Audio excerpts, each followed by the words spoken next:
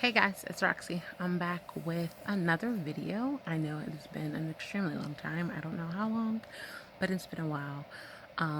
So let me start off with my normal spiel. I'm Roxanne.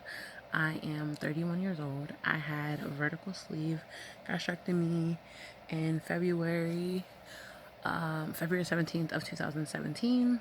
It is like 10 o'clock on May 28th. It's actually Memorial Day. And I have been watching tons and tons of YouTube videos today, just about different things, about some of my favorite people, and then just watching other videos that those videos led into. Most of the videos I watched today were about skin removal, and then I started watching some videos about like people who had surgery and their story, and it just made me think like I don't think I made a video about why I actually had weight loss surgery, but my highest weight on paper on record was 345 pounds, and that was in like I don't know, sometime in 2016. I really don't remember. Um, and but I just want to give you a little bit of backstory about my relationship with food and where I think my unhealthy relationships formed. They formed really young. Most of the women in my family are pretty big. They're not little women. The men in my family, on the other hand, besides my uncle, like they're all pretty slim. Um, but as a young girl, as a young child, I remember my aunt telling me stories of like when she would take me with her. She was watching me while my mom was at work or whatever. She would take me with her and like to entertain me so that she could like, talk to her friends or, play cards or whatever she was doing at the time. Like she would entertain me and the other children around with like food. She would give us chips, put us in front of the television, and just things like that. And I remember she was telling me one time she wanted to take me to get pictures, and she wanted to get my pictures taken, but she took me to get food first. And we went to Laundry and Silver's, and she let me eat, and then I fell asleep after I ate, and she couldn't get my picture taken. And that was like when I was like really young. I was like 2 or 3 years old. So there's always been like just food always around, and like at every family function we've ever had, there's always been this abundance of food. Like if my grandma cooked, she cooked for like 20 people. Like it was never just like a small meal. Like same with my mom. Like there was me, and I had two sisters, but I lost one of them. But me and my middle sister was with my mom, because my oldest sister is 14 years older than me, so she was pretty much an adult, almost an adult by the time she was 14 when I came around. So she would be she was there, but when you're a teenager, you have sort of a life. So my mom always cooked big meals. She cooked a lot of fried food. My mom is very southern. My family is very southern. Like my grandma's from the south. My mom was born and almost raised in the south. She moved up north when she was probably like 16 or something. So my family's southern, and like southern people cook. Like they cook fried chicken, and they cook collard greens with ham hocks, and like food is just always present. Like food is always around. So growing up, that's what we did. When we had cookouts and we had family holidays and stuff like that, there was just a plethora of food. And I mean, there was everything you could think of. There was every kind of food you could imagine there. And so growing up, you just ate. Like you ate. And even though I was the biggest probably of all my cousins, um, they didn't like limit my food intake. Like no one was trying to like put me on a like watch what I eat. It wasn't something that was like talked about or a concern. And as I got older, I just got bigger. And food just became a part of my life. Like food was just always there. As I got older, and I started to become like started hanging out with my friends after school, or before school, or whatever. I remember me and my friends in middle school, we would stop at the candy store at like 7 something in the morning and get candy, because we had like a candy store in the middle of our town, and we would just get bags full of candy, and the candy was like 10 cents a penny or whatever. So we would just load up on candy and we would just eat it all day long. And Um, so like I never really was like, I didn't think there was anything wrong with it because everyone around me was just always eating. Food was just something, a part of my life. Like, I didn't realize it was an unhealthy relationship with food. I didn't realize it was something I should think about or something I should be worried about. It was just there. So, when I was 14, um, I'll say when I was like 12, when I got to middle school, I remember my mom having to take me school shopping. And then I was going to the middle school, so of course, I wanted new clothes because, it's middle school. I'm no longer an elementary school kid, so I needed middle school clothes. And I remember her taking me shopping to get clothes, and like nothing fit me. It was just like I just kept getting bigger.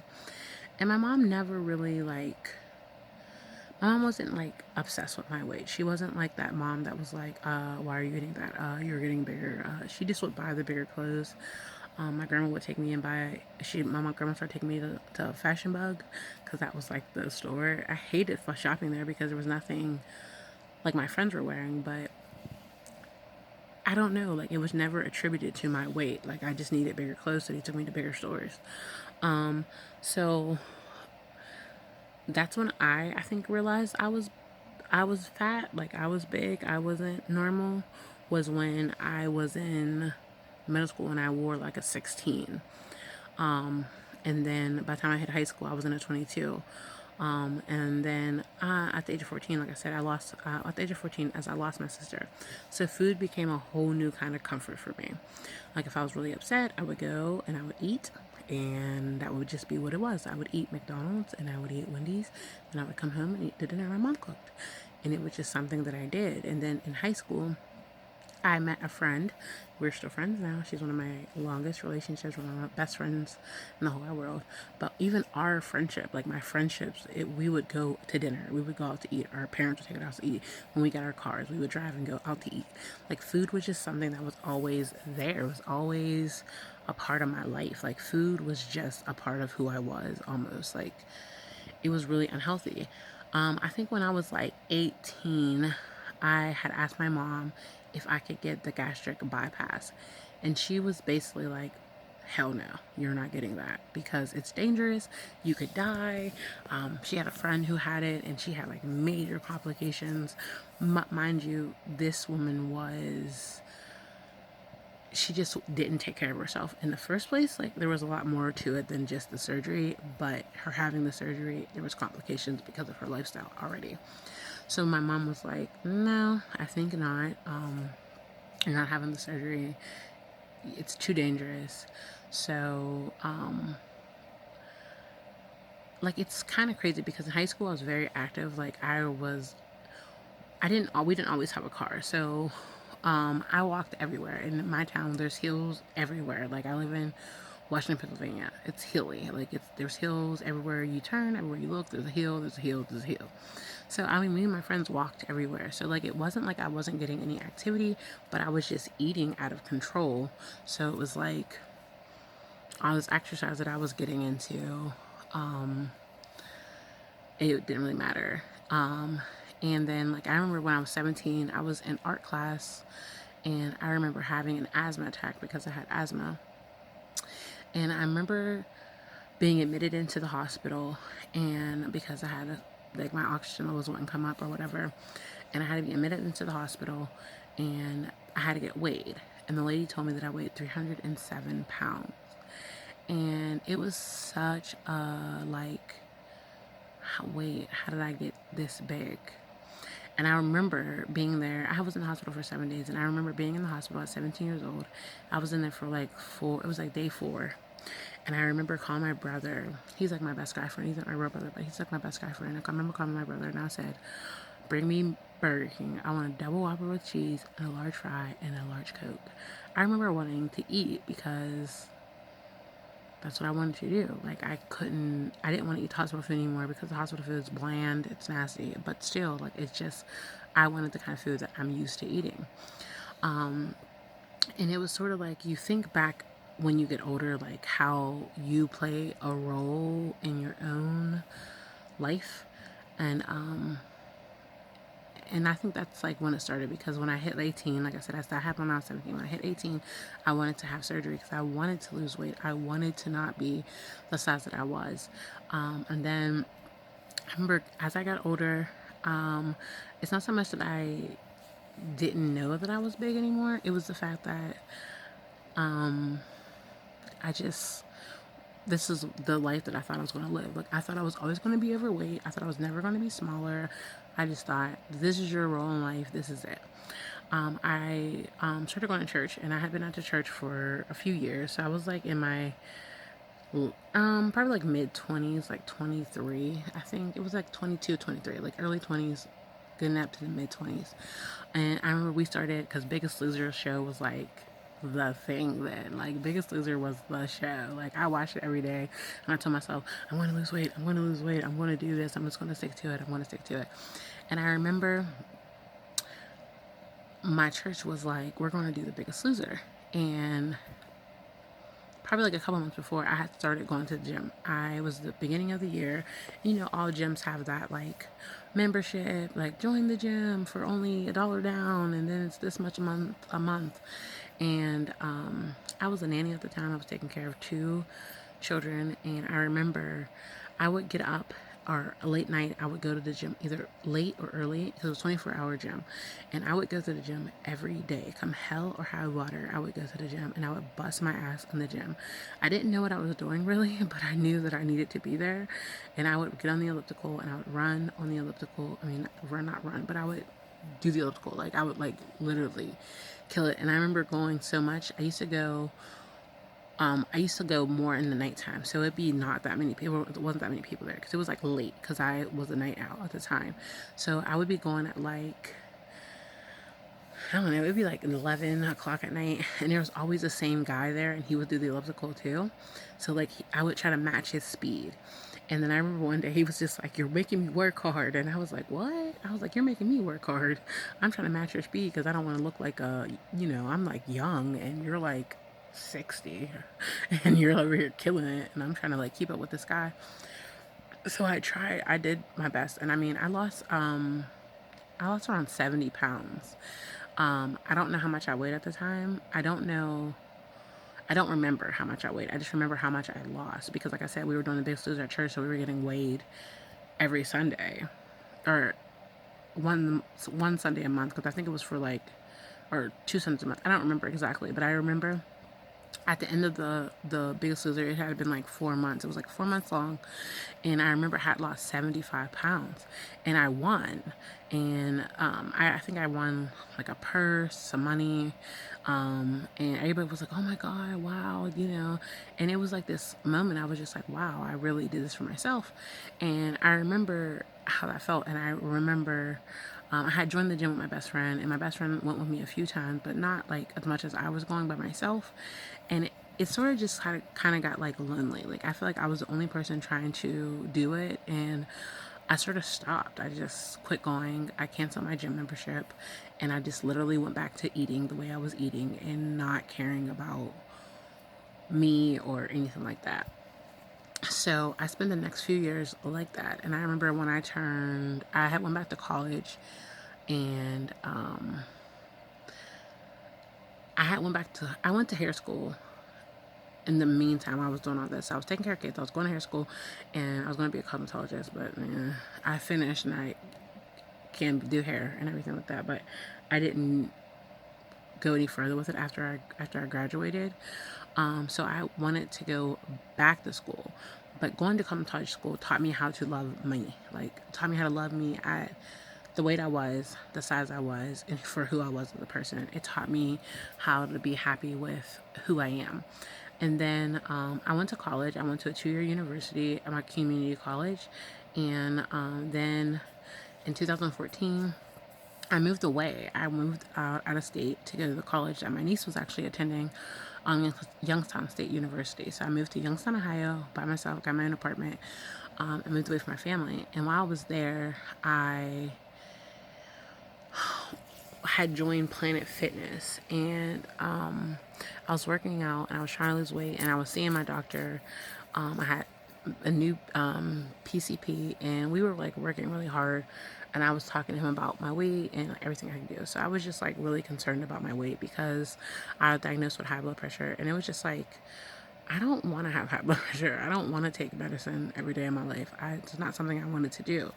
And so in 2016, the doctor was like, no, I had went to this seminar with my niece. I didn't tell my mom. I didn't tell my sister, who was her mom. I didn't tell them that I was going to go to Cleveland Clinic and go to this bariatric seminar about weight loss surgery. And we went and we learned all about all the surgeries and everything that you can do. And I remember hearing about the gastric sleeve, and I was like, wow, like that's something I can do, because it'll be a tool to help me, because I know that I can work out. I know that I can eat correctly. I know that I can do all these things, but I just need I need a push, you know? So that was like in January 2016 I did this. So I went to my doctor and I told him I need to get some of this weight off me. And we started working. He started giving me diet, changing my diet and putting me on like, the first one was a diabetic diet, like eating like a diabetic. And then the second one was like, I don't know, some other, I don't even remember what it was. And it was like, I would lose like, I don't know, like maybe 7 pounds or something. And then it was like, okay. And then my body would just like stop. So I remember I was like, okay, I'm going to just ask him. And it was like June or May or June of 2016. And I was just like going to ask him. And I was so afraid to ask him about weight loss surgery, because I thought he would just look at me and be like, girl, bye. You're not getting nobody's weight loss surgery. You was fat and you need to lose weight. So, and I just knew that he was going to say, that's the easy way out. Like, you can do it. You're so young, blah, blah, blah, blah. The whole spiel that you always get.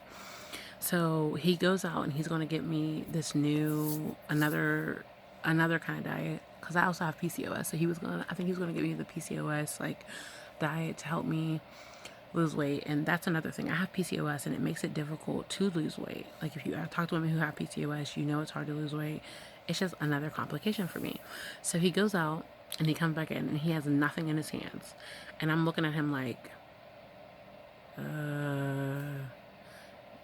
did you forget the paperwork? And he was like, no. He was like, have you ever thought about gastric surgery? And I literally, like, my eyes were like, who told him? And then I was like, I was actually going to ask you about that, and what do you think? And he was like, I think you would be a good candidate because you follow the rules. Because I literally had to bring in a food journal. I had to journal my food. I had to journal my exercise. I had to journal, like, just everything that I was doing.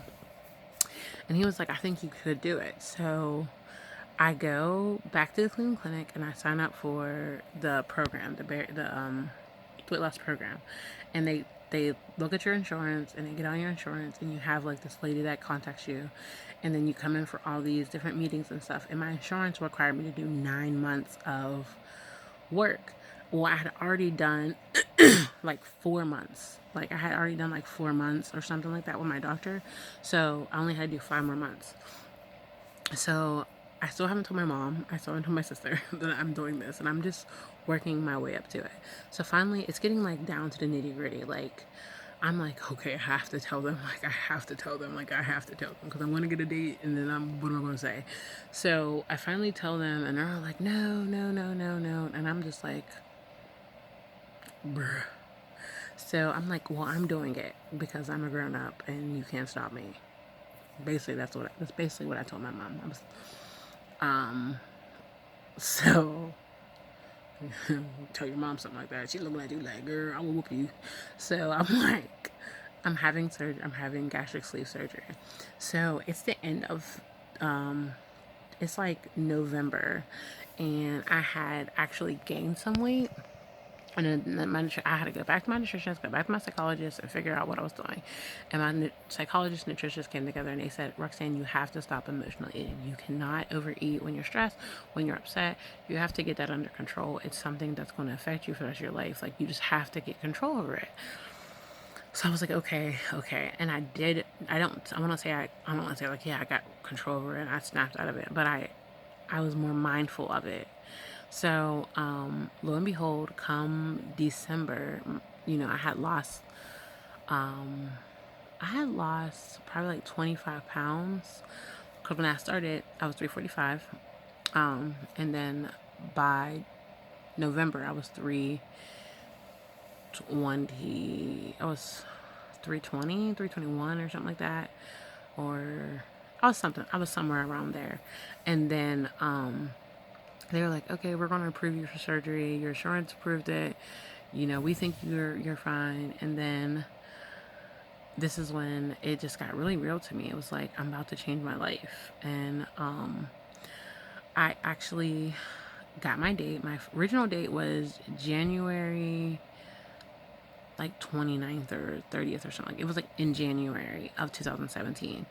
And I went to the doctor in December and I met my surgeon, met Dr. Aminian. And he was talking to me and asked me all kinds of questions. And he was like, are you on any medications or whatever that we need to be concerned about? And I was like, the only medication I take is my high blood pressure pill and my birth control.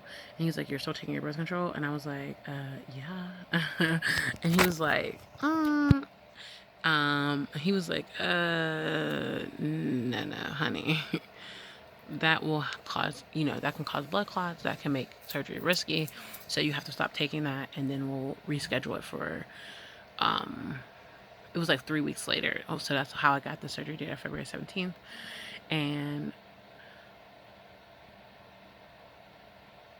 yeah, I think the hardest thing for me to realize is I'm a year and what, May, I'm a year and almost 4 months out or whatever.